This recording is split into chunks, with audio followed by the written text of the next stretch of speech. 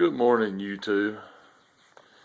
This is Chris at House of Geckos again. I thought I'd give y'all a little update. I picked up a few animals a while back and hadn't really shown them at all, so let's get started here. The first thing I have, this is something I think is really special, and I'm really excited about it.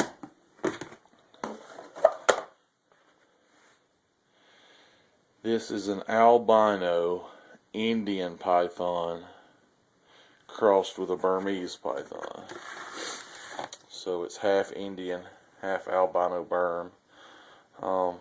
It's a male. It's probably about, just a few months old. Has a lot of characteristics and looks more like an Indian than a Burm. I got to pick from the litter, and this is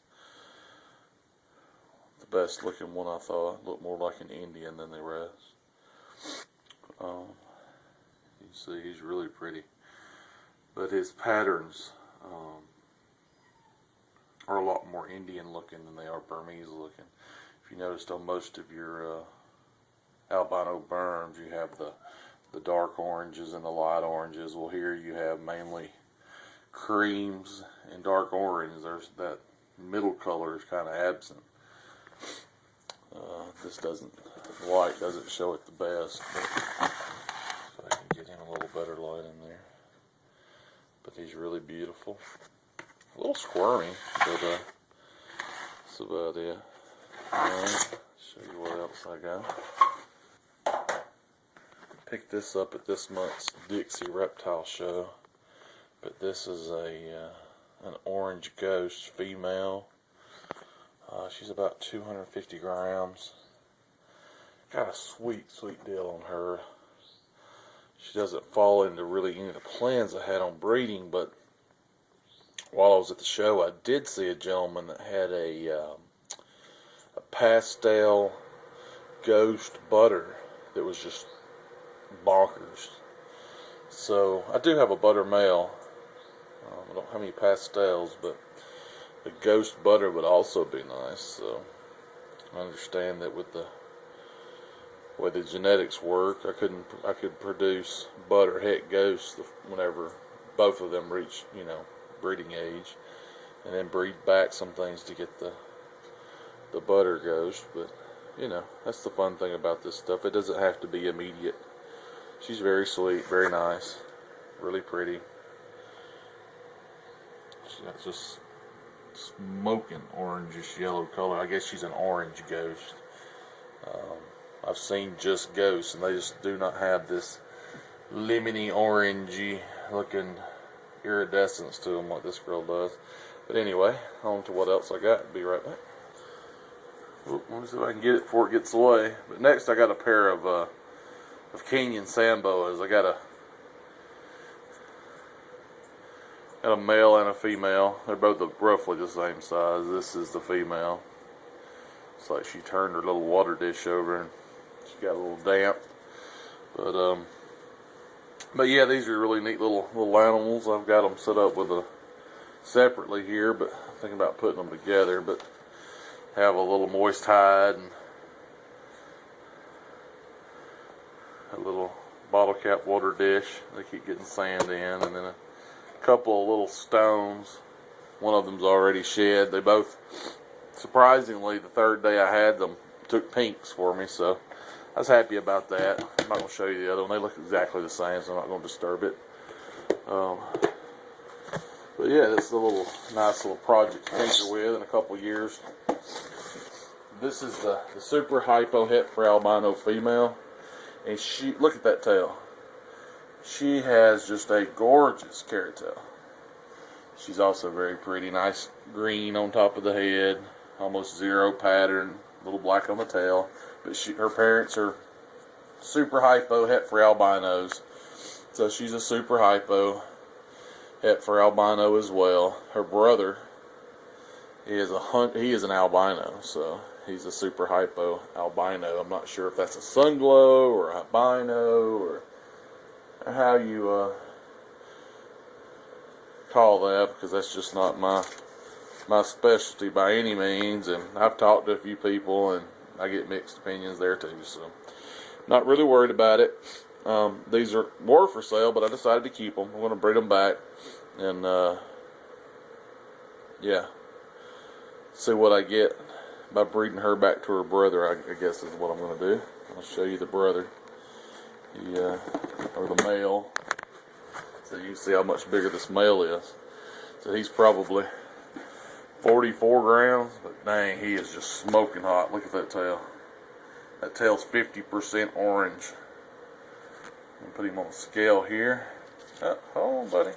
They don't get handled much for weighing and stuff like that, but this one here, he will actually get out of the tub and go for a walkabout. Let's see what he weighs.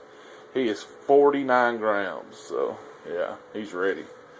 He's ready to go. Let's get him some.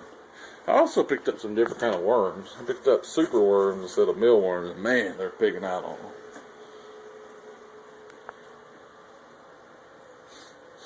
I think you didn't see it.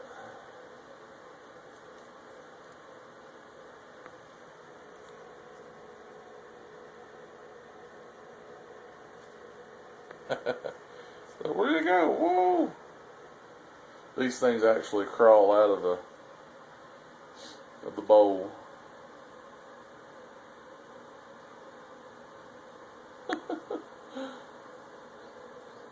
Normally I feed them with a pair of tongs, but I left them in the house. I fed the green tree python yesterday. And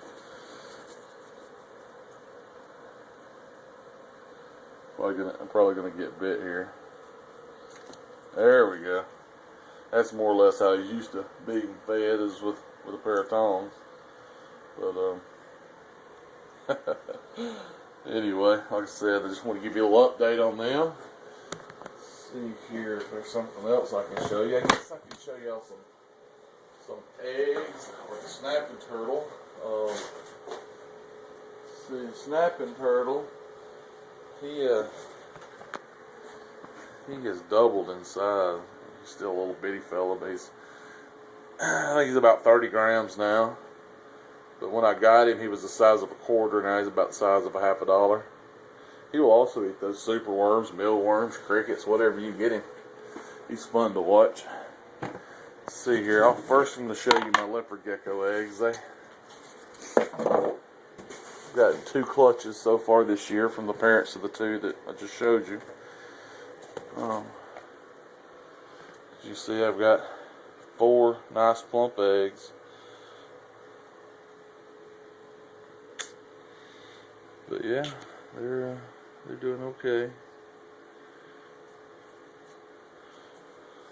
Can't really see them. I got a lot of dirt on them, but it's alright.